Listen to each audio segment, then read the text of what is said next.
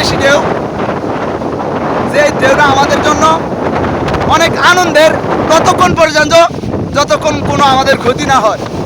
যখন নাকি এই ঢেউ আমাদের এই ফেরিকে আঘাত করবে, ফেরি ছুটে যাবে, তখন এই ঢেউ আমাদের জন্য অনেক আতঙ্কের।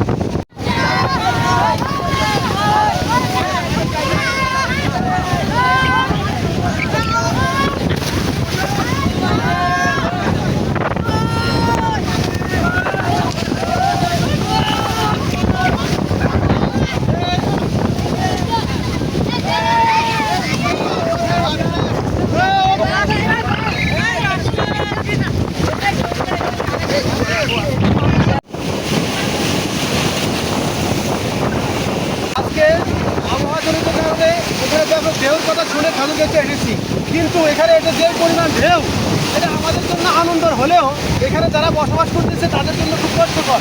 এখানে আমরা দেখতে অনেক ঘর ছিল, কিন্তু যেই ফেরির অবস্থা, আরও যদি তীব্র ঢেউ হয় তাহলে এই ফেরি ভেঙে যাওয়ার সম্ভাবনা আছে। তখন এটা আর আনন্দের থাকবে না। এই ফেরির সাইডের যে দুটি মানুষগুলো তারা এখানে অনেক কষ্ট পাবে। আমরা সরকারের প্রতি আহ্বান জানাই যাতে সরকার এই বিষয়ে ব্যবস্থা নিয়ে এই বেড়িবাঁধের কাজ সম্পূর্ণ করে। তো আমরা আসছি এখানে আনন্দ করার জন্য।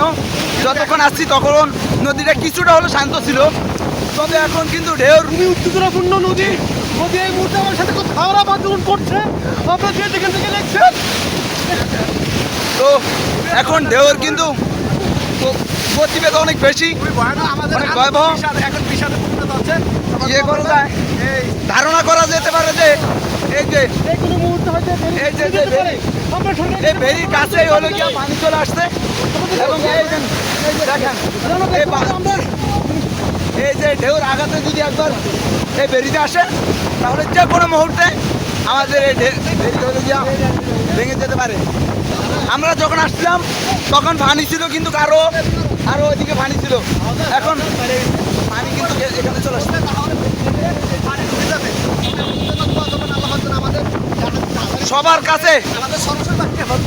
সবার কাছে দোয়ার দরখাস্ত রাখলাম, সবাই অবশ্যই দোয়া শামিল করবেন, কারণ ঢেউর প্রভাব কিন্তু অনেক বেশি।